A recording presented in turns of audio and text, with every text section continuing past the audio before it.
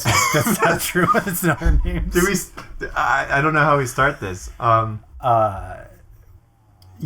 I'm Matt. And I think I'm supposed to introduce myself next. I'm Austin. Right. Anyone else want to? Yeah. Who? Anyone else in the class? Do you guys back there want to raise those hands? Raise those hands. Let me see them up in the air. Do you guys want to? We'll call on you, and you can take turns introducing yourself one on one. Don't be shy. One at a time. We gotta, it's sort of one of those icebreaker things. We'll do it like that. We'll stand up. We'll say our name. Okay. Our major. Yep. How many pairs of pants we have, and did you ever wet your pants as a kid in school? Got it. So I'll stand up first. Okay. Now I've stood up, and that probably messed up the audio and probably ruined the entire episode. And my name is Austin, and my major is fun.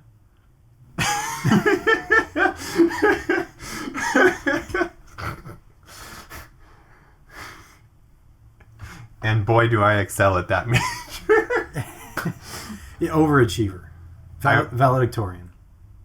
I didn't get valedictorian, but it's one of those things where, the person who did, they got, they did, extra credit classes. It was just the weighting.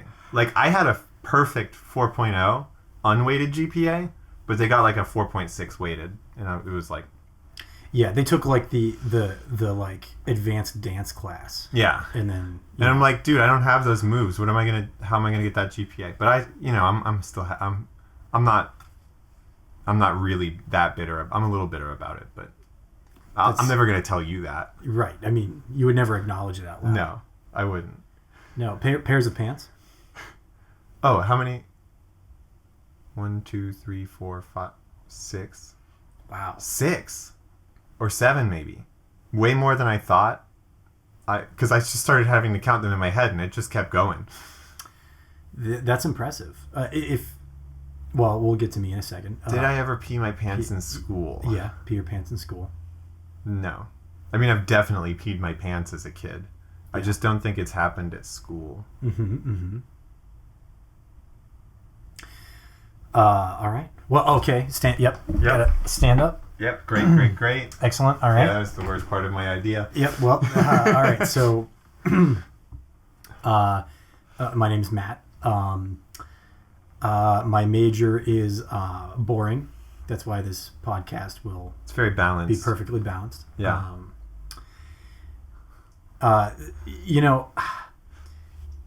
Pants. Do shorts count? Or is it I was not counting shorts. Okay, so 1, 2, 3, 4 uniform. Oh, I didn't count those. I have 10 of those. Really? Yeah. I didn't count my other pants either. Dude, I have way more pants than I thought. Oh, snap. I have more pants than I thought, too. I'm drowning in pants. 1, 2, 3. I have at least 8. 9. I want to say 9. 9 pairs of pants for me. If you include all kinds of pants. But not shorts. Yeah, okay. Oh, I didn't even think of pajama pants either. That's the thing that just crossed my mind. Oh my gosh. Right, exactly. Oh my gosh. Yeah, which I guess isn't very many now that I think about it. 9 total, if you include everything. That's not crazy. It's not a lot. But, okay, same thing. Not in school. Didn't wet my pants in school. But, definitely did as a kid. Yeah. I mean, who didn't? Who didn't? Adam Sandler taught me that. All the cool kids are doing it. Now, we want to talk today. Yes. And you want to listen today about why we like D&D, maybe other stuff, maybe other tabletop RPGs, maybe other role-playing games, maybe LARPing. I've never done that. I've never LARPed. But I've never done it either. But I've been invited to LARP. I just haven't been able to make it. Dude, you got invited to LARP? Yeah. Forrest invited me to go LARPing. Oh, cool. Well, he didn't invite me to go LARP. He found a LARPing thing we were going to go to. I think that was before everything got shut down. Oh. I think it would have happened. Recent, but too recent. Yeah, like earlier this year. Yeah, exactly. Yeah, recently, but too recently. Exactly. Yeah. Yeah, I think it could be fun. I think it would be. I'm a little worried I'd get a little carried away with the combat. Yeah. But other than that, I mean, yeah, it seems pretty cool. Well, I don't know. So I don't know if I could act in character the whole time. That's tough for me. I could, 100%. Yeah, I know. Yeah. Like, that's my favorite Well, thing. that's exactly. So when it comes to D&D, like, I think your background as a famous actor plays into that. World famous actor who was in like 5 shows in high school. Yeah. Right. Absolutely. That's 5 more than me and any person who's a not famous world actor. Well, world famous actor. What am I saying? Well, you know what I'm talking about, though. Yeah. I just, that's the reason I got into it so heavily I, like many people, I'm sure, really didn't get into it. We played a couple times. Like you, I guess, really were the person who introduced it to me, I think. I had never played it before that one day, but then I, like a lot of people, heard about this show called Critical Role. And that was, like, it showed me the potential for D&D to be exactly what I really was craving. The ability to like get into a character and really do it. And that's why I've pushed so hard for me to be the dungeon master in so many of the games that I've been running, because that gives me the opportunity to be able to play a lot of different characters. Right. Be able to do that. That's I think the biggest thing that I like about it. That's like number one. But yeah. What would you say is your number one? My number one thing. I think it's different depending on whether I'm a player or a DM, right? Like, as a DM, I like the game design challenge. I did game design in college, in game development, and learned some cool stuff. But like, I don't make games like for a living or anything like that. But it was really fun. It was really fun to do that, and I think almost like playing Mario Maker. Or, one of those other, things where you have the tools to easily make levels for a game or things like that. Yeah. That's kind of how D&D feels. It's like a framework where I can set up something and I don't have to develop an entire game. Yeah. I don't have to. I don't have to like program it from scratch or something. Although, I'm always tempted to do that kind of thing. But D&D is really nice for that. And I love coming up with things that are sort of outside the box and, things that I think my players will get. Yeah. But that, like, are maybe... I like if I come up with a thing that's perfectly unique to my players, that, like, it's a difficult puzzle or something, but they can just do it. And it just works out. Yeah. That's pretty cool. Yeah. But then as a player, I think it's interesting to have my character and see how they interact with the world. Because for me, I personally prefer playing characters who are not like me, which I think you do as a DM. Well, right. I mean, it's everybody, right? Yeah. Well, not everybody's comfortable with that. But right. But if you like that part of it at all, that's the part you like about it. Is that your character's not you. Yeah. And I like seeing what kind of things they end up doing. I just think that's really fun. Right. Yeah. The process of thinking like, oh man, okay, this is the situation. What would like? I know I would do this, but what would this person do? Right. Right. Like that would probably be different than what I would do. Right. Exactly. And to speak to your game design, thing, I gotta say, like, it really, I felt like really accomplished when I played that one game. The one-off session, yeah. Yeah, the one-off that you did. First of all, it was cool that you let me do like whatever I wanted, like as far as the character goes. But then the final boss, maybe it was just because I was the one who figured it out at the end, But that the fact that he was like a math wizard and he kept what was it? What was the sequence called? It was the look and say sequence. That's it. Yeah. Not speak and spell. That's like a funny wizard thing. I'm gonna put that one in the notebook right there, and I'm gonna remember that later. Yeah, well, because I think the reason why that connected so much with me is because I also like that's just the way that I think, because that also language speaks more to my brain than math does a lot of the time. And it was a language puzzle disguised as a math puzzle. Right, exactly, which is why I figured it out. Right. Otherwise, and I think that's why the other players didn't, because they were more like, I think they were thinking of it more as a math thing, or they were just thinking of it as a battle. I don't know, Yeah, I couldn't. I don't know, but I knew that somebody would get it. Like if it kept going that way, I knew that it would happen. Right. However, there were downsides of that battle too. Like you couldn't use the character's abilities in the same way. Sure. Because most people gear up their character to be able to fight. Mm-hmm. Right. Yeah. And that's actually a thing that I like about D&D is that the stuff outside of combat isn't maybe as developed, but that kind of gives you license to, as the person running the game, to do as much as you want with it. Right? Yeah. I mean, you can really, you can go ham with it. You can make your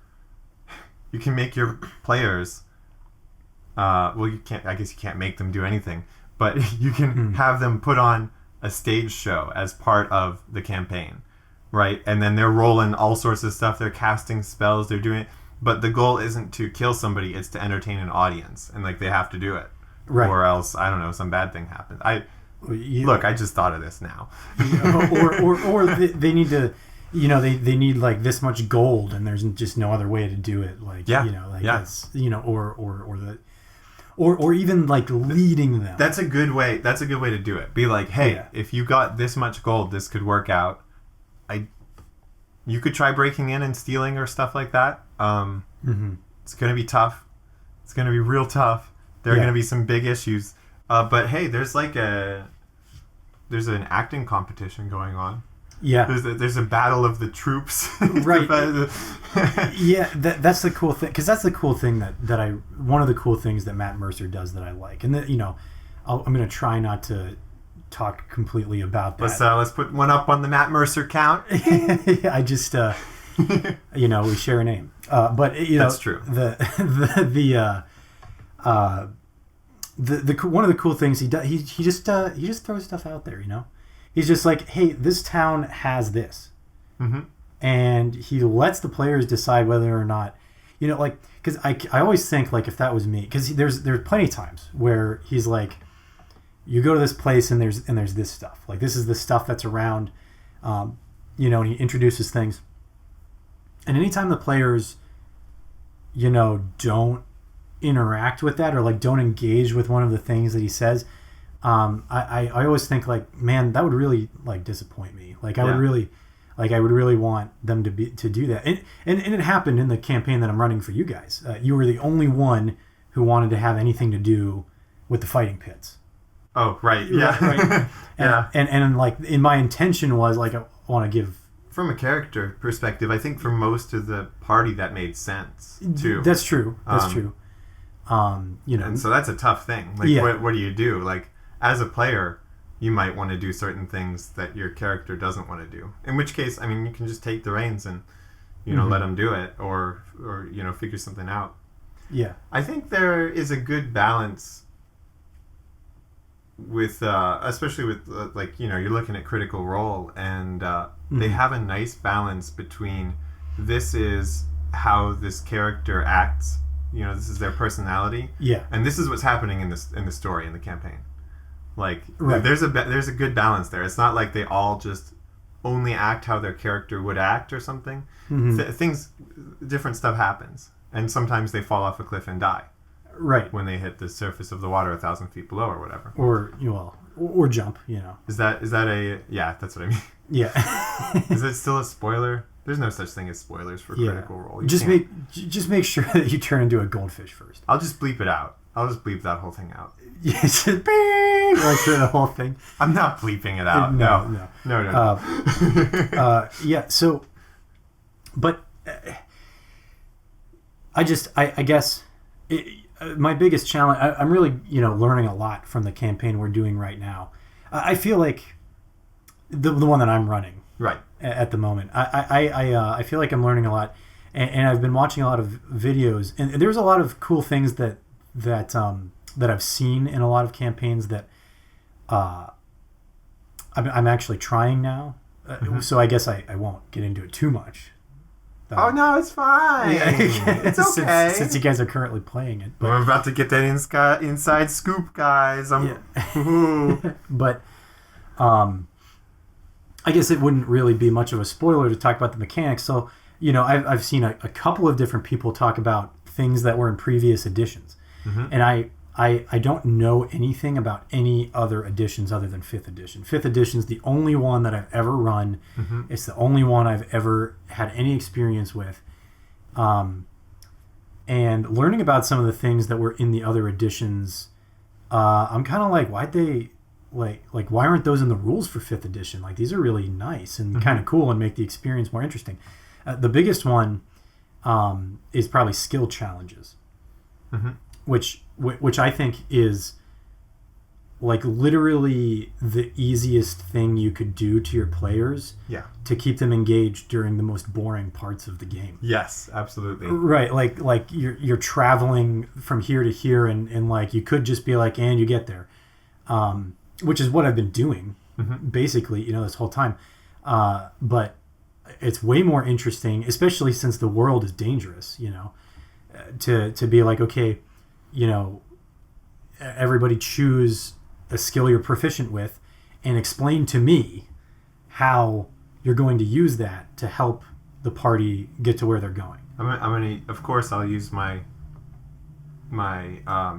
persuasion to persuade all of the animals to not attack us. Yeah, and you know what? And not just because it's my highest. and you know what? Just there's that sense of like in my head, I'm like, that's really stupid. That's never going to work. But I if somebody wants to try it, maybe they'll roll that 20 and it will work, and you'll be like, I guess you're friends with a bear now. Yeah. Well, but I mean, the truth is, there are people who come across bears, and the bear's like, hey, I'm gonna eat you, and the person's like, hits them in the face, and they're like, no, don't do that, and the bear's like, geez, I'm sorry, and leaves. Yeah. But you know what? I'd call that intimidation. True, not persuasion. Yeah, I guess persuasion would be like if you were like, hey, you have some food or something. Right. And then that's going to cost you resources. You better be managing those properly, all that kind of stuff. Yeah. You ever see that video of the kangaroos got the dog by the neck, and the guy walks up to him and just smacks the kangaroo across the face, lets go of the dog, and it hops away. Kangaroos would mess you up. They need to be in D&D. Imagine trying to fight a kangaroo as a level 1 or 2 character. Oh, I'm sure there's a homebrew out there that makes sense. Yeah. You could find it. Yeah, I mean, that's a scary NPC to come up against, because it moves a little bit like a person. Yeah. It's not like a 4-legged animal where it, there are certain things it can't do as well. Yeah. I mean, it's a kangaroo. And they're ripped, dude. Yeah, they're really strong. Those things are, they're as big as a person, but only made of muscle. Yeah. A lot of the time, that's what they are. Yeah. It would just be about selling the danger of it, I guess. Yeah. I do guess, how do you say, like, this animal looks really dangerous, and it has a snout and these cute little, like, ears that, wiggle around. Little floppy It's got a big, thick tail and a pouch on its stomach. What'd you say? Was that is there a pouch on its... Yeah, there's a pouch on its stomach. Yes. It's a pouch. So it's a kangaroo. It's a kangaroo. It's a kangaroo, right? Like, and you can't hear the word kangaroo and be like, that thing is... I'm intimidated. Yeah, that'll mess you up. I'm out of here, man. Kangaroo is not a threatening word. No. No, but we were talking about this. I'm going to circle back for a second. Okay. We were talking about LARPing. So the big thing that I don't know anything about LARPing. I've never been LARPing. I looked into it a little bit, but I just don't know what the rules are. You know, like is it 5th edition rules? Like everybody has hit points. Like you can cast like I'm sure mage classes can cast spells and stuff. But how does that work? Like there is stuff like that. The one thing that I know is that everything is kind of acted out, and it might even be in real time. Okay. I think some people do it different ways. In fact, maybe after this we'll have to look into LARPing systems. We'll bring that up in the next episode. Yeah, maybe we'll... I should be making notes on this, actually. Research it. Yeah, you can do that real fast. Because my thought is, like, what... I've seen videos and they look silly, you know, and maybe, you know, they're having fun. I'm not gonna poo-poo on anybody's fun here, you know. I'm not gonna like say you're not allowed to have fun, but you know, like they've got nothing physical on them, right? And they're like fireball, you know, you know, and it's like, well, okay, but LARP is live action roleplay, right. So there's got to be something physical. But like, what do you do? Like, take a Nerf football and you throw it at people? As far as I know, for the most part, you try to act out everything except for the stuff that you can't do safely or realistically. Like you can't jump over an 80-foot wide chasm because humans can't do that, but your character might be able to do that. So you would act out everything else, and then you'd roll a die for the jump, or whatever, you know, if you need to. Maybe your character can just do that easily. I'm not sure. Right. Yeah. Exactly. Well, and that's just the thing. Like, are dice involved? I don't know. That's a good question too. Like, maybe this podcast is going to be us diving down the LARP rabbit hole and just really finding out what that all is. Sure. I guess it's a learning podcast. It just changed. You thought you were getting something? Nope. Chuck Testa. Yep, we're not. We're not here to provide. We're only asking questions. We're not providing answers. Yeah, this is a question show. Yeah. I mean, this is a question show. Is it? That's a good question. Is it? Was that a statement? What are you trying to do to me, man? Yeah, I can't bring statements into this question only podcast. Okay, but other RPGs. So I've never played any other RPGs, like tabletop RPGs. Right. D&D 5th edition is really the only one I've ever actually done. But a lot of them, they seem like some of them are pretty fun. Right. Or they seem pretty fun. I guess, like... if I had infinite time, I'd probably try Pathfinder next. Seems pretty good. Not Pathfinder next. The next one I'd try is probably Pathfinder. Yeah, Pathfinder. Seems pretty good. Yeah. But yeah, there are other systems. I did try... Oh no. I did try playing... maybe it was even just D&D, but like swapped out with stuff. But I think it was the Pokemon tabletop RPG system, not official branded, but it, that's what it is. And I tried to play that on the Cerebi.net forums back in the day, when I was cool. Yeah, and back when you were cool. I'm not saying Pokemon's not cool or anything. All right, I'm just saying I had an edgy username. I was like a 10-year-old or something, and I super did not get what they were doing in the RPG section of the forum. So I would be like, and then I would use this attack, and they'd be like, dude, do you even know what you're doing? And I'd be like, I thought I just used Pokemon attacks. Like, what are we... Yeah. RPGs must really all be basically the same thing, though, right? Like tabletop RPGs. Just with different rules. Yeah, I guess they're all designed for the same purpose, which is, I think, kind of like you create a story. Exactly, they're all right. You kind of create a story, right. And well, some of them might be more puzzle oriented, almost like as though they're a strategy game. I guess there are tabletop strategy games, so yeah, I guess that's just a separate category. So yes, I guess if it is a tabletop RPG, maybe by definition it serves the same purpose, but just has different rules and ways of going about it. Yeah, and I think that strategy game. I think there's some blending there. RPGs and strategy games too. Mm-hmm. But I think you're right. Telling a story, yeah, is kind of what it is. But I think that's why 5th edition is really good, because it really gives you the opportunity to do whatever you want. Mm-hmm. Like, there are a lot of rules. Well, you always could, but yeah, I guess that's true. But the rules, rather than being limiting, are more empowering, I think. Yeah. I think that... and I'm guessing that a lot of systems nail that, too. Yeah, well, I think that most other kinds of systems, you can get deeper into a specific thing. Mm-hmm.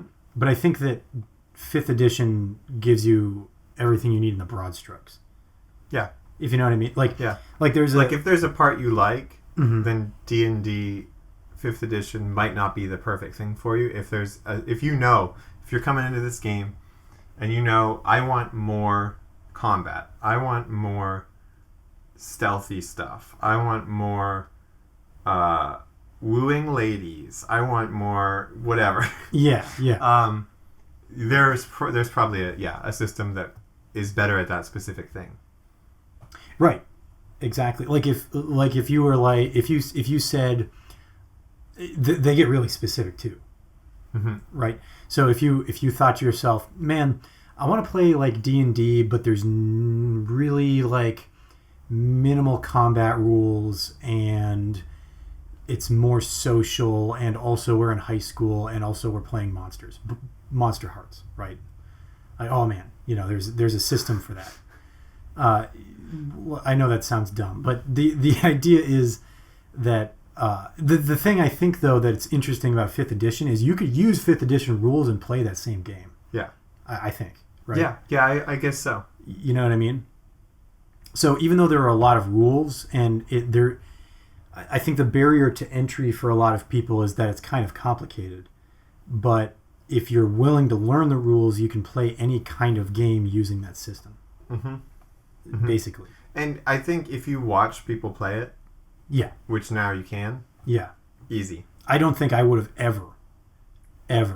Yeah, there's a lot that would be hard to understand without seeing other people play it. Right. Yeah. And so the only other options are just try to figure it out yourself and read all the rules, and then you have to fit the entire Dungeon Master's Guide, Player's Guide, everything has to be stuck in your head the whole time, and you have to be going through it for every action that every player does. Mm-hmm. Or you kind of get used to the flow of a game by playing with somebody, and they kind of guide you. Mm-hmm. Those are the only other ways to get into it. Right. Exactly. And I think that's what I mean when I say that I think D&D is more popular than it ever has been. Mm-hmm. Really, it's just more accessible than it ever has been. Because there are so many ways to learn about it now. Right. Whereas before, the only way really is you had to know somebody who knew what they were doing. Because just picking up the books and trying to figure it out, I don't think...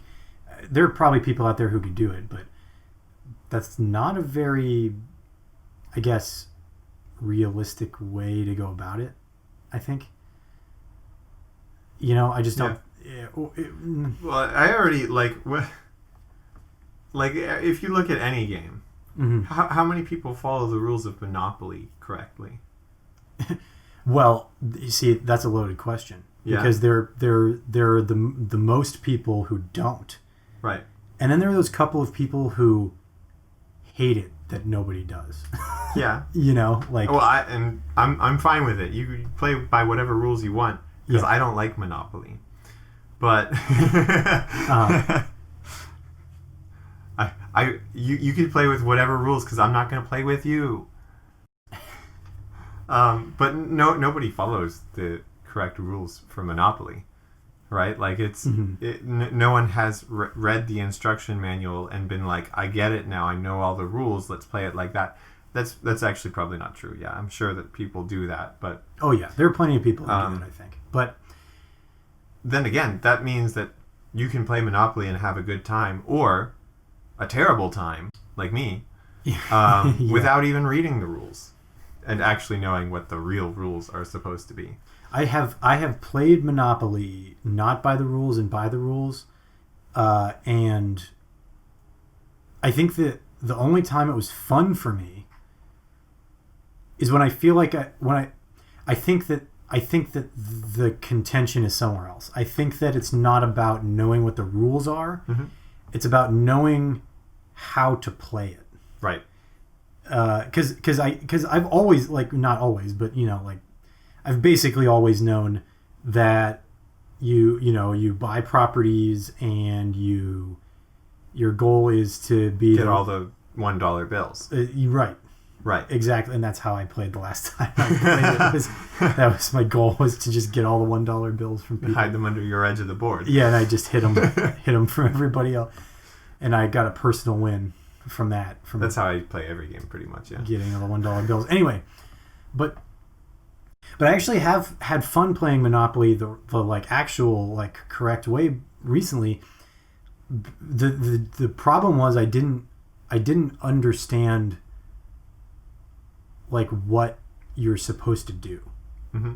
You know what I mean? Like what is a good strategy, maybe, of actually accomplishing the goal of the game. Right. You were stranded at, like, here's the goal, and we know the strategy, but we'll play with you and beat you. Yeah. Or something like that. Or maybe they didn't know the strategy either, but in the end it doesn't even matter. Like those people say. Yeah, those park people. Yeah. The Parks and Rec. That's Parks and Rec quote. Absolutely. Hey, can we get some? What goes in the chat if people like stuff? Some of that in the chat for the Parks and Rec fans out there. Yeah, get some pancakes in the chat. Waffles? Breakfast. Breakfast in the chat. Ooh. Yeah. We're on to something there. Okay. Let me get this one written down. Breakfast in the chat. Okay, cool. Get some breakfast in the chat. That's a good one. That's wholesome. I mean, it's nice. It's like, and then you get to find out what people think of as being breakfast. Right. Because I'll tell you what, like, it's not the same everywhere. And how many people in the chat do you think are going to pour their milk and then cereal? How many people are going to do that? All of them. If 10 people are watching, I think 10 people are putting the milk in. Oh no! The cereal. Oh no! I that's just. What have we done? I mean, when you put it that way. Yeah. I mean, if you make it sound like you're a loser, if you don't do that. Yep. Then. How many people out there are proud to be losers? Can we get some breakfast in the chat for you losers out there? Breakfast in the chat if you're proud to be a loser. Absolutely. Okay. Here's something that we didn't discuss talking about earlier. Yeah. And I don't know how we are on time, but we got time. Okay. Hours and hours. Hours. Because we talked about RPGs. Again, there's not much to say because I've never played any other RPG other than 5th edition D&D. Like, that's it, right? But I find myself thinking, I don't know if video games, like, maybe eventually they will, but right now video games can't provide the same experience, right? Like RPG video games, even no matter how customizable they have been so far, right? That's why you're not going to find anybody role-playing on the RuneScape roleplay servers. That's what it, I mean, that's all it comes down to. Is that a joke? People do that, I'm sure. They role play on the role playing servers. It's not that kind of role playing. Oh, there are role playing servers, and that's what they're for. The same kind of role playing as D&D. Yeah, but that's not what people do. Well, yeah. It's not super common to see any, but yeah, you're not going to see the kind you want. No. I think of games like Fallout. Right. I liked Fallout 4. Like as a friend. Yeah. A buddy of mine. Yeah. Fallout 4. Yeah. But you wouldn't marry Fallout. Exactly. I'd marry 5th edition D&D, but I wouldn't marry Fallout 4. That's not true. But that's not true. But I like Fallout 4. And I don't want this to sound like I'm talking smack on RPG video games.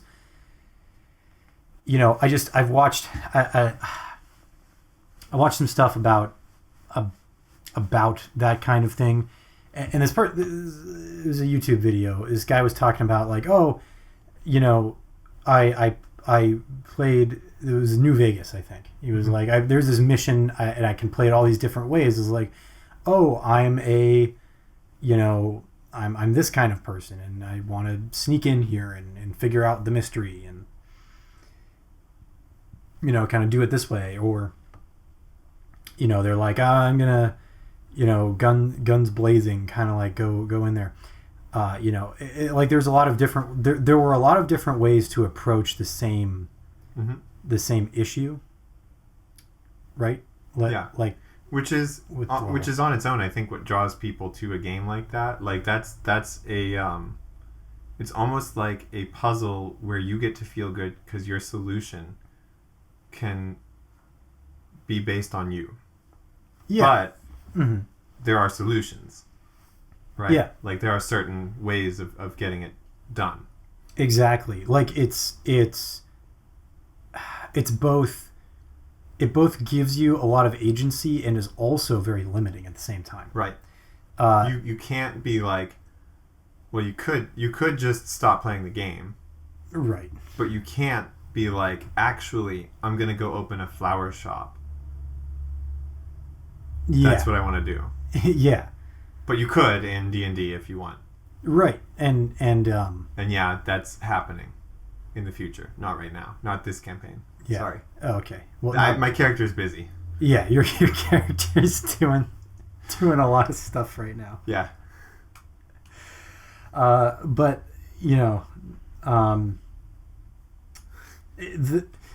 screw this save the world stuff. I'll just run my flower shop and then whatever happens to the world, I don't care. So when I made the campaign that you guys are playing in right now, one of the things that was really important to me, right, was that I wanted to make sure that everybody's character had like significance in the world. They didn't necessarily start that way, but that would, and it wouldn't be. I think that's the problem. It's probably just because of the fact that I really like the actual acting and role playing part of things. But the thing that bothers me about the video games is that you're a blank slate, so everybody reacts to you as neutrally as possible. Right. And like, certain mechanics have tried to, balance it out. They have like morality systems and stuff like that, but humans are way too complex for that kind of thing. And maybe someday, there will be like, I don't know, like a video game that can do more, than just than just that. But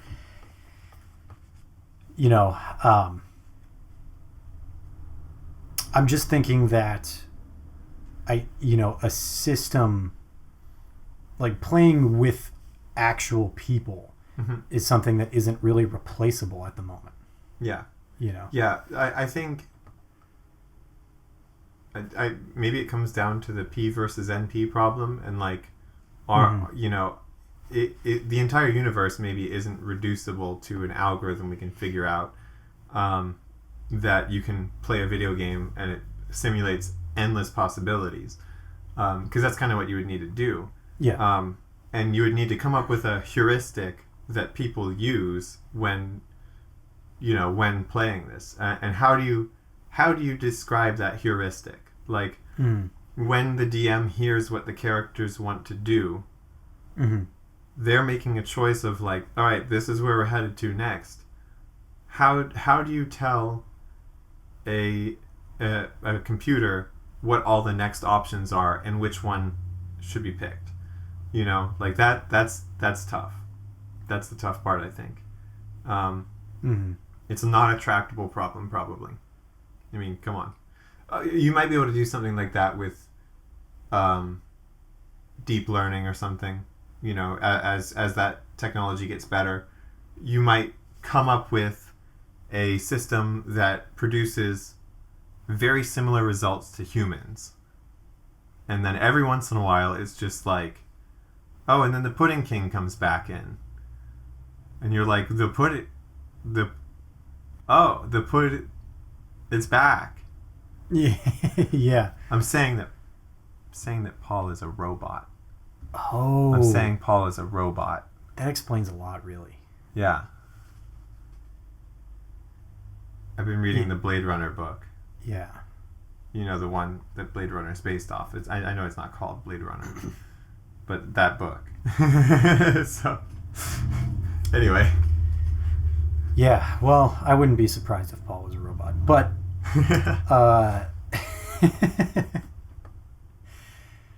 Paul runs a game for us.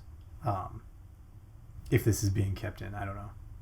But we'll never know. We'll never know. We'll never the current. Well, I guess the current us will never know. Yeah, it'll be a different set of us. Yeah, in a few minutes in the future. Right.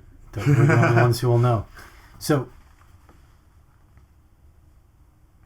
yeah. So that's the interesting thing is that. Okay, so things we like about D&D. So as a player, I like the same things that I like as a DM. I like getting into the character. I think Safed is fun to play as. But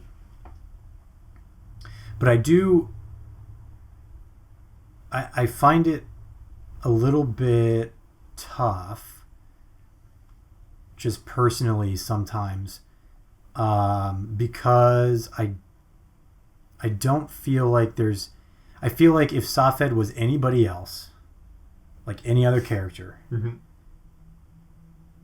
the game wouldn't be much different. Yeah. You know what I mean? Yeah. Like the game would play out the same way whether I was playing this character or a different character or a different character. But I don't... Especially where we are in the game right now, which I think is... it's a relatively early game. Maybe a quarter of the way through the campaign. Yeah, I think there's some stuff being set up. Yeah. That I mean, that's how it goes. Your character has no agency in the world at first because it's too big and too magical for them. They got to get their big boy magic pants so they can start like shaping the world. But it does, it feels like there's sort of... some campaigns feel like they have a gradual slope into that, and like your character has agency at this level, and you have to do something there, and you move up to the next one. And other ones, it's kind of like there's a wall, and you're like climbing and climbing and climbing the wall, but you're still on the wall, and it feels the same the entire way up it. Then you get to the top, and you're like, oh my god, anything. I can do anything. Yeah. I'm up here, and it's all out there in front of me. And I guess if you look at video games, you're going to see some stuff like that in there. You're going to get to that level in Mario Bros. 3 where you just die over and over and over. And like the game up to there wasn't too hard, maybe. not for you at least, because you've made it to that level. And the game after that might not even be that hard, but you get to that one level and you hit that wall. Or you don't hit the wall and you fall into a pit. You know, that kind of thing. Yeah. Mm-hmm. Yeah, the one thing about D&D is that there's no like save system. Right. So like if you make a really big mistake and your character dies. Yeah. You know, they could be revived. Things could happen that bring them back, but the DM could also be like, nope, they're gone. Right. R.I.P. in pepperoni. Rest in pepperoni, everybody. Can we get some breakfast in the chat for all those player characters who are no longer with us? Yeah. So yeah, breakfast. You know, tell us what your dead PC's favorite breakfast was. Oh, that's what I want. I've never even thought about. I have thought about my PC's favorite breakfast. Well, for your campaign, for the other campaign, haven't really thought about his favorite breakfast. I'm going to be honest. Safed's favorite breakfast is fasting. Yeah, is a nice 18-hour fast. A few grains of rice. Yeah, and a sip of water. Sounds like you're playing a monk character there, huh? Am I? Sounds like we got a little monk character on our hands, boys, huh? It's a monk character, huh? Yeah. Yeah. Well, you know, I don't know what Iralik's favorite breakfast is. I'll admit that. For the campaign I'm running. I don't even know what shape Iralik is, so you got one up on me. You've never seen him. Yeah. You don't know what he looks like. Yeah. That's true. But I'm gonna look it up. I'm looking up my character's favorite breakfast. Yeah. Oh, yeah. Okay. So context while he's typing this, Austin's character is. You can't say who it is. I won't say who it is. It is based off of an actual person. So he is actually looking up, and there's an answer. There's an answer on the screen. Google it right away. Wait. Can I say what his favorite breakfast is? Yeah, do it. Okay. This person. So Austin's playing a character who's based off an actual real life person. This person's favorite breakfast is Cocoa Puffs. Cocoa Puffs. Google knows it. Google knows. Oh my god. Oh man, Andy loves cheeseburgers. Oh no. So apparently he says that's what he has. Oh yeah, but that's not even true. It's not true. Yeah, it's not even true. Wow. Okay, so he not only does it say Cocoa Puff, but that's a lie. Yeah, there's an answer, but it's not entirely true. It goes deeper. Yeah, the answer is Cocoa Puffs. But I love that. That's so great. Man, this episode is brought to you by Cocoa Puffs. Guys, let's stop for a sponsor break real quick. So let me tell you about how my life has changed since I've gotten Cocoa Puffs. Have you heard about these Cocoa Puffs? Yeah, you know, guys, it's not sponsored by Cocoa Puffs. No, it's not. We just gotta call that one off. We gotta nix that. We got a big nope. Oh man, that bit was over before it started. Yeah, it had to be. Cocoa Puffs, though, call us. Yeah, let us know. Yeah. You want that sponsorship deal? I don't think it's gonna happen, guys. Are you sure? I don't. I mean, I haven't eaten Cocoa Puffs for a long time. I just gotta say though, chocolate's not my favorite, man. I know. Well, I know not that. A big chocolate guy. But we could get that sweet big cereal money, you know? Yeah. Who makes Cocoa Puffs? We're not doing that. We're not doing that We're right not now. doing that right now. Guys, stay focused in there. Quit derailing us. Let's talk about On Rails. Okay. Yeah. Let's talk about On Rails. Yeah. So I railroaded you guys pretty hard in some sessions. Okay. But in particular, the Thanksgiving session. Yeah. 100% railroaded. But it's also a one-shot, and it's Thanksgiving themed. Mm-hmm. And it's someone else's adventure. Yeah. So, okay, that kind of makes sense. Mm-hmm. Mm-hmm. Now, I tried to not do that in the other campaign. Okay. And you guys were in that city with, like, the racetrack and, like, all that kind of stuff. I don't know if you remember that part. It was, like, after you met Mjamap, Paxel Pixelarb, and all that kind of stuff. Oh, that one. So that one, yeah. Yeah. Yeah, that campaign ended, but... or at least is on indefinite hold. Yeah, indefinite hiatus. Right, yeah. I don't even remember. I think I was playing a... everyone's characters. I have no clue. I think I had the character sheets. You had all the character sheets, and yeah. I was... I can't even remember what... I can't remember for the... I think I was a rogue, because I loved rogue. Rogue was the only class I wanted to play back then. Back then. That was only a couple years ago. Yeah. But anyway, yeah. So you were leaving that one open. Did my character die? No, I don't think so. I definitely didn't notice something, and then it did something to me. Yeah, you guys almost died right away. When at the opening scene. Yeah, the opening scene in the. But that was also on purpose. In the prison. And so that's the thing. I was trying to set up that campaign with the same beginning as Mega Man X. Okay. Oh, right? Yeah, I see what you're saying. So like you're these like you got these cool power. I didn't emphasize the cool powers enough, right? Like that's something I could have done better and made a better like sort of intro sequence.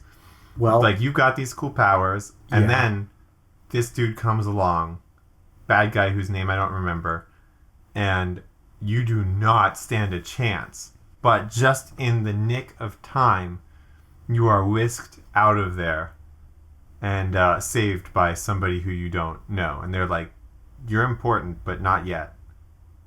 Right? And they tell you that. And you're like, what? I'm important, but not yet. Oh. So you can feel that there's growth going to happen, but that there's growth going to happen. That was a sentence, guys. And so you could tell it's going to be good, but and that your characters are going to do some cool stuff, but at the same time, like you got to watch it right now. Yeah. Like you can't just be going around willy-nilly shooting lemons out of your arm. Yeah, you're squishy right now. Yeah. You start out like a cute little baby, really. Is the true... That's how we should start D&D campaigns. Everybody's a baby. D&D babies. D&D babies. Is that like Muppet Babies? It's like Muppet Babies, yeah. Or what's that called? Looney Tunes? Tiny Toons, yeah. Tiny Toons, okay. Yeah. We should run... Oh my god. A Tiny Toons adventure? Yeah, like a baby one-shot. Yeah, everybody's babies. Yeah, everybody's babies. That would be so fun, though. Yeah. That really would. Keep your characters' levels and abilities. But they're babies for just one. Everybody has one hit point. One hit point, yeah, true. So you got to reduce the hit points to one. But other than that, they can do all this stuff but they can everything normally else do. Is the same. They can't talk. Baby brain. Baby brain. Yeah. You keep your 20 intelligence. Yeah. They just got a little baby brain. You just can't talk. And, yeah. You're super smart, like, for your age. For a baby. For a baby. You can cast these complicated spells. Somebody looking at you, they might look at how muscular you are as a little tiny baby and be like, that guy might be 4 months old, but you're really only 2 months old. You're muscular. For a baby. Or you might be that baby who everyone's like, oh my god, it's so cute. Because, you rolled charisma. Super high charisma. High charisma, yeah. I'm down for this baby one shot. Whoa. Yeah, so, but in terms of railroading, I was completely engaged in the campaign you were running. Really. I think it just stopped because... Well, it was scheduling stuff too. Yeah, scheduling conflicts and... Yeah. But then how come mine works? Because it's the same time all the time. Yeah, I guess so. I was trying to work around everybody's schedules and try to find a good time that works, but it's actually easier to just be consistent. You just try to, just do it at the same time. And I didn't have the time to plan it either. And I know that, like, you're busy too. You don't have super much, very much time or anything, but, like, it's just maybe my level of planning that I wanted for each session was too high. That kind of thing. Yeah, I think that for me, I did a lot of the planning before we even started. Mm-hmm. Right. So I planned the broad strokes before we even started, and then the only things that I really needed were the little things in between. Right. And I've been learning a lot. Well, and you can't plan everything ahead of time because that's what you think. Well, you're probably right. You probably think that because it's true. Well, if I had planned the entire campaign ahead of time, then it would have been awful. Because the only reason that it's fun now is because the stuff at the beginning wasn't fun. Well, maybe I don't know. I'm saying that from my perspective, but I was watching everybody, and it seemed like, you guys were just stuck and lost and didn't know what to do, and I wasn't very helpful, I don't think, at the beginning when it came to like basically just really again just knowing what it was you were supposed to be doing. Right. Yeah, thanks for letting us wander around in the Underdark for 3 in-game days or something. Yeah, and I made you guys feel stupid for it. I know and I justified it to myself. I was like, oh well, I made it pretty clear, I thought, that, oh man, you guys aren't going the right way from the beginning, but really, Well, now that we know that's a way into the Underdark, we might have to go back there sometime. We'll see. Oh, the Underdark will probably be significant at some point again, but I had been slowly, I think, easing up on that kind of stuff. For some reason, I had it in my head that I really wanted it to be really hard. Mm-hmm. Like, I wanted the game to be really hard. And so, to me, at the time, that meant every single thing that you guys tried to do that would benefit you, I looked at, like, really, like, I scrutinized it. Mm-hmm. And I thought, like, okay, how could I make this helpful but then not really helpful enough, And then I thought, like, well, that's not fun. Like, that's not fun. That's not even fun for me. Right. Why would I do that? And actually, it was actually really recently that I decided to completely turn around on that. That moment, and I talked about one of the other players about this too, but that moment when the character that you guys ran into at the magic shop, Easy, you guys were trying to get that gem from her. It was important, plot stuff. But the moment when it turns out she was going to be helpful and on your side, I made that choice in that moment. That was a good one. That was really good. Like, originally, she wasn't going to be helpful. Right. Like, originally, she was just going to be another obstacle. Right. And then I thought, why? Like, why would I make this another obstacle? Right. You guys you've had so many obstacles to this already. Why would I make this another obstacle? You've never met a single helpful person. Yeah. In the game. And that's tough too. Like, it's tough as the DM because when your players meet your characters, if you're like, hey, I'm a super helpful, nice guy, I'm just gonna be real great to you and help you out. Your characters are like, yeah, they're going to try to stab us in the back, but we'll stab their back on the front first. Yeah. They turn into, like, murder hobos. Right. And I hope that I want the door to be open, that somebody could be helpful, but then turn out to not be helpful. I knew it. Right? I knew she was bad. But in order for that to make sense, I have to have some characters be actually helpful. Oh, yeah. Like that dwarf who... Did he die? No, his wife died. His wife died. And he left. He left because there was nothing else for him. There was nothing. Okay. In the town. Well, I'm glad he survived. Wait, did he make it to somewhere safe? You don't know. We don't know. You guys never checked in on him. We didn't even ask him what his name was. You didn't? No. You never... I had a name for him. You never asked him what his name was? You didn't? We'd never ask any character what their name is. I don't know why that's happening. No, that's true. I don't think you guys haven't done that. No. Carly's character has. Saren has. Right, yeah. No, yeah, that one. The cleric who I guess my character wouldn't necessarily care exactly. Unless it's interesting to him, right? Like, unless it could be useful to know. But, like, otherwise, I mean, it doesn't matter that much. Yeah. Yeah. I mean, I don't know. You've done your research on the person that your character is based off enough that I just trust you to know. You know, that's an interesting way to be able to, like, really know that you're making like, it's an easy way to have like a bar for your decisions, to base your decisions off of. Yeah. Because then you can think, what would this person do? Yeah. And make a reasonable choice based on that. Yeah, because otherwise, well, actually, I think you know what? I'm going to disagree. I changed my mind. Really? I'm going to disagree. Yeah. Okay. Because thinking, what would this person do, is harder than starting from a character who has maybe a defining event in their life or a defining belief.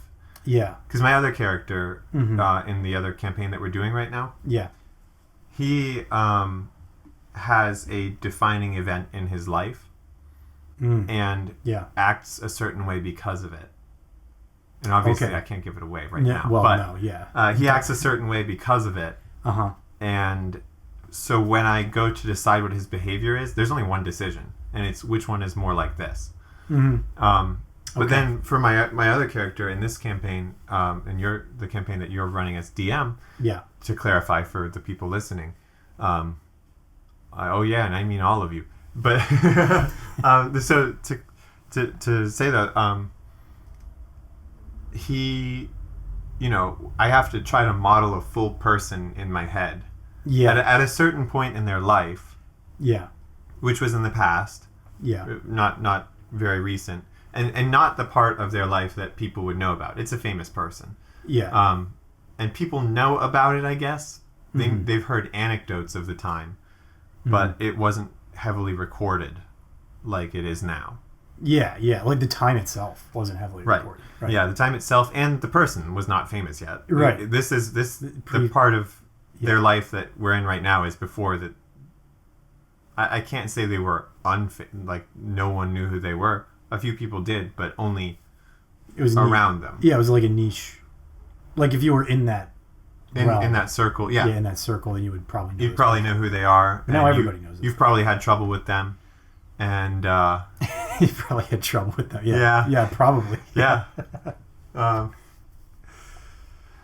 Man. Everybody's sitting there like, it's Michael Jackson.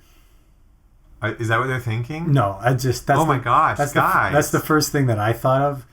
I thought that would be pretty funny. That'd be a good one. As a character model person.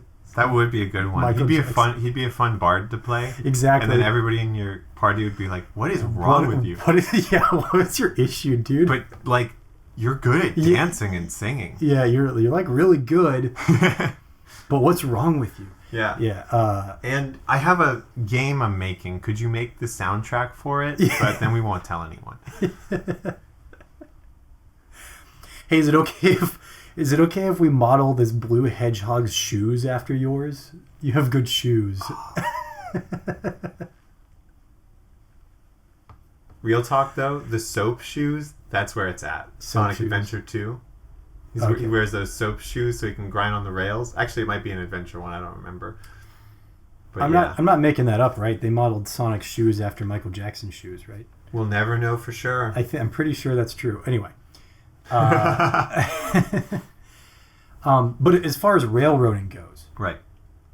In the campaign that I'm running, I think that because I think that was the issue with. I think that was an issue at the beginning too. Yeah. What, like, you guys always had a goal, but I was sort of like the opposite issue. Not that I was. That's where I was with my campaign. Right. I was like too hands off and too much like Just go. Do whatever you want. Go do whatever you want. I'm sure you'll want to do the one tiny, very hard to find thing that will make you advance. Right, exactly. But... Exactly. But I think that... So because there's a lot of things... I was thinking about this, too. Mm-hmm. I've been really stingy about giving you guys cool stuff. Right. Which was the 2 birds, 1 stone solution with making Issa your friend. Mm-hmm. Because then she owns a magic shop. She's got all these magic items. Yeah.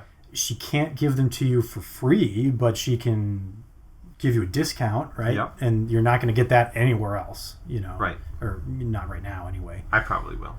You will. Sure. At some point. I'm gonna find a way. I'm sure you will. I'm gonna get like a CEO discount. I have to make you do some dice rolls pretty soon, actually. Yeah. For some of the stuff that's going on in the background, but. Yep. But so that's one of the things that I'm definitely going to be pushing in the future. So that's the big thing with milestone leveling. So when I decided to do milestone leveling, that was something, and I explained to you guys exactly what that was going to be from this point forward. I think that I got that part of it right. I feel pretty good about that. Being like, okay, there are these 8 things around the world that you have, or 7 things around the world that you have to do. Mm-hmm. We got those MacGuffins, guys. Yep, you can start. Give me those tropes in the chat. Right, 7 MacGuffins. I don't know about Twitch. I don't know about it. I just don't know about it. Post your breakfast in the chat with your favorite MacGuffin. I'm gonna have the egg MacGuffin. The egg McMuffin. I can't say it. Oh, that's so hard. Is egg McMuffin? No, it's just egg MacGuffin is what I was egg trying. MacGuffin. Okay. I couldn't do it. Oh.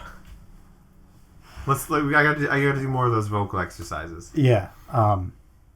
Probably me too. But so then I was like, you can do any of them in any order. Right. And I that allowed me to dynamically, like, they weren't all a set difficulty. Mm-hmm. Right. So that's the only reason I need to know which one you guys are going to before we do that session.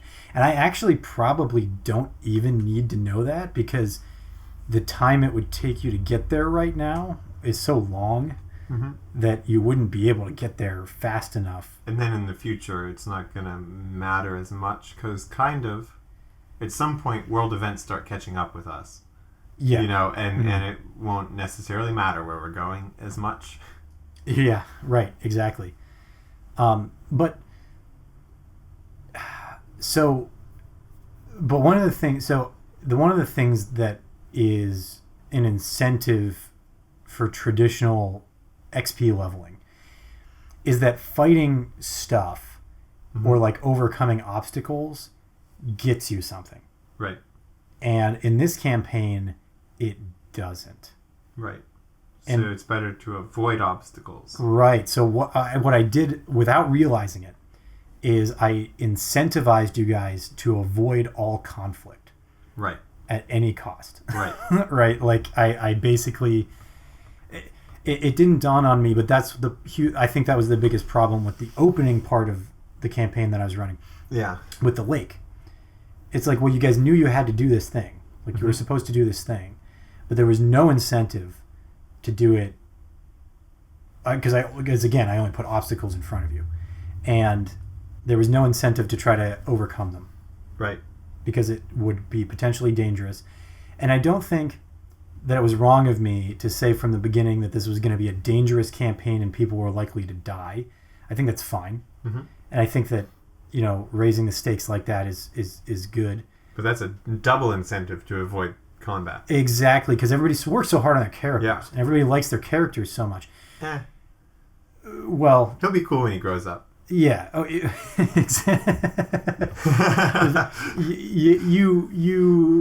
everybody put a lot of effort into their character. Yeah. And nobody, I think everybody has an idea of what they would do if their character dies, but nobody wants their character to die either. Oh, I know exactly, and no one wants my character to die. I'm just saying. Okay. It'll be great though. It'll be great. It'll be great. So I finally gotten to the point where I'm like, and I'm I'm going to say this to everybody in our session, which isn't anytime soon. It's like a week from tomorrow or something. Right. But I'm actually gonna say this now because I'm gonna say it to everybody anyway. But I am gonna be way more generous with magic items. So that is going to be the incentive to overcome obstacles from now on. And also money, like loot. I am definitely 100% getting a Storm Giant belt.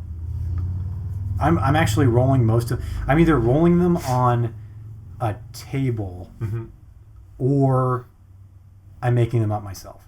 Yeah. Which I already made up a magic item myself, and it's way too good, and I really should never have given that to that character. The ring of etherealness.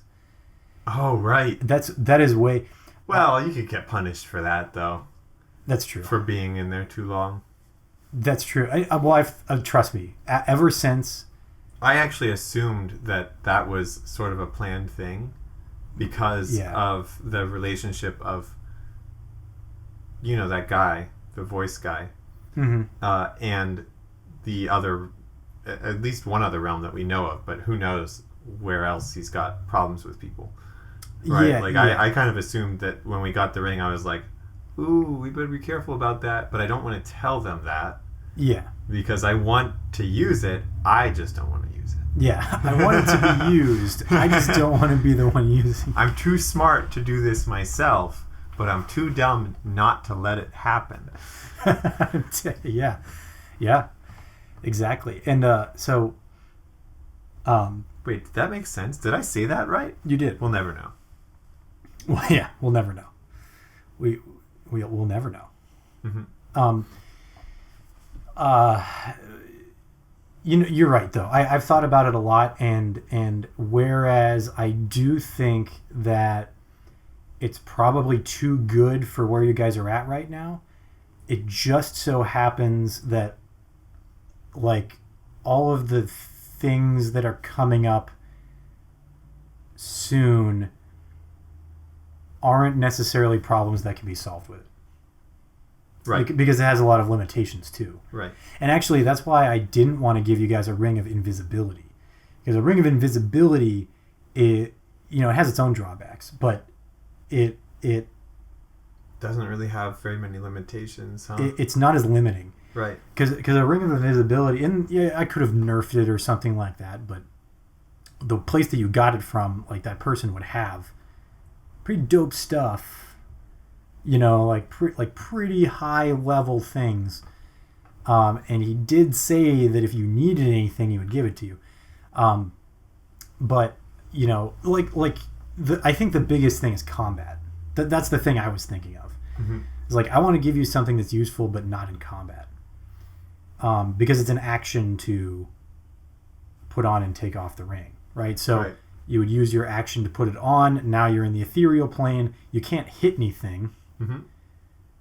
And then it's an action to take it off. Now you're back in the material plane, but you can't hit anything. But you can't hit anything because you just used your action, right? Right. So it's not actually really very useful in combat, which is the big thing. What do you think, though? I'd like to hear your perspective from the campaign that I'm running right now. Does it feel like satisfyingly open, but not so open that you don't know what to do? Like, does it feel that way? Because that's what I was hoping for. I think I have to sneeze. Okay. But I will answer your question. All right. Will I answer your question? Yes. Oh, give me a second. All right, yeah. It feels like... Well, I mean, obviously, we know where we're supposed to go. It kind of... I don't know about open or not open, necessarily. Because I feel like I got to do what my character would do. Yeah, okay. So it's almost like it doesn't matter. Okay. It's almost like it doesn't matter if we have unlimited choices, because... Well, we do. I mean, we clearly have a bunch of them. Like, I mean, Dissel going and gambling every time we get on a ship. That's a good example of, like, that's what this character would do. Mm-hmm. And we've got the time for that kind of thing. You know, so that kind of stuff makes sense.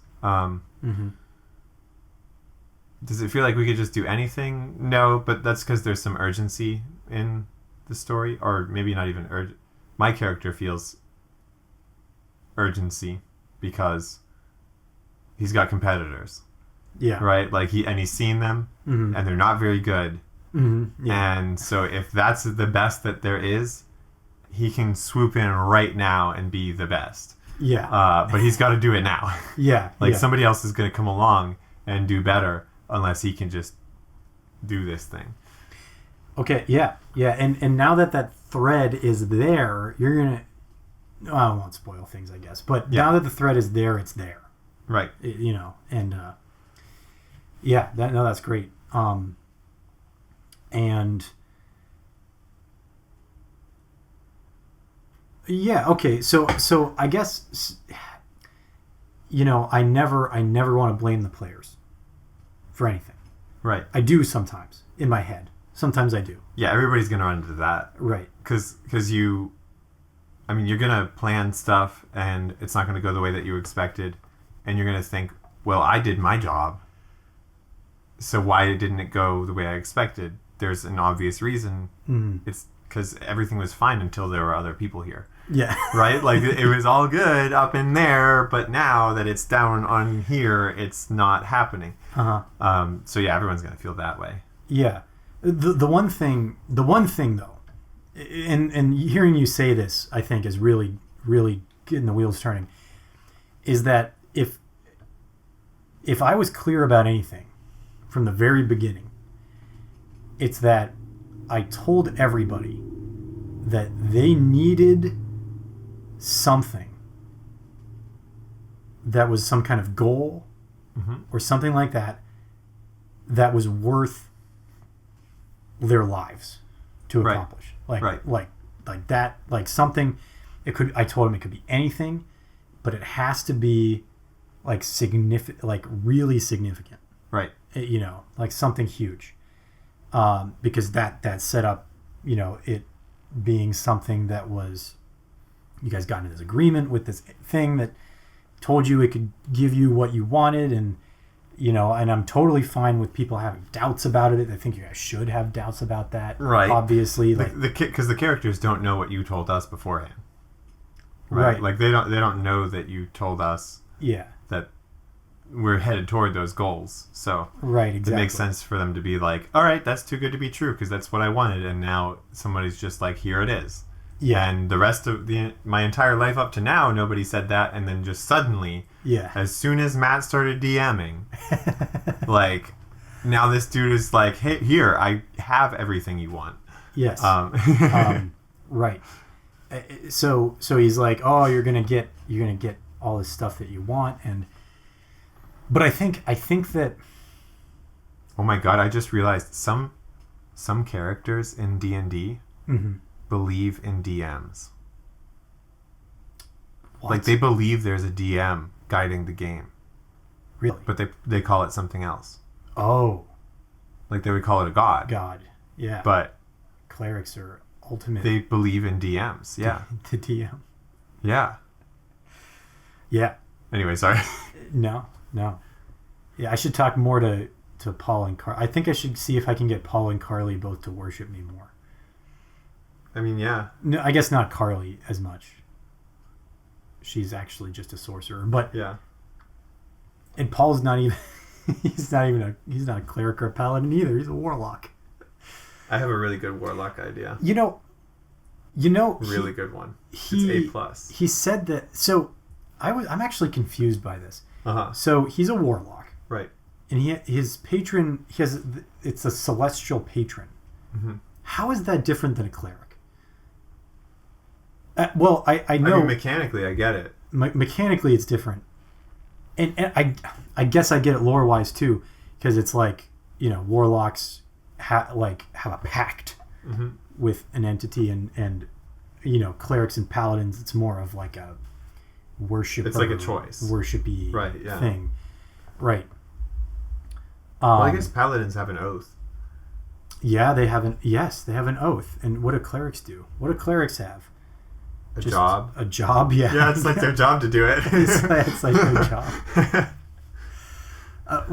Yeah. So, well, I don't know. I guess it just seems like those things are all really similar, but they're mechanically different. So I guess it's fine. But I guess I won't muddy the waters there too much. But anyway, we'll talk about mechanic stuff next episode, I think. Yeah, we got some good stuff coming your way. Yeah, mechanics related things. No, I think that's a big topic. Yeah, that's some of the fun stuff for me too. Yeah, I agree. I like reading about what different characters can do and stuff like that. Yeah, exactly.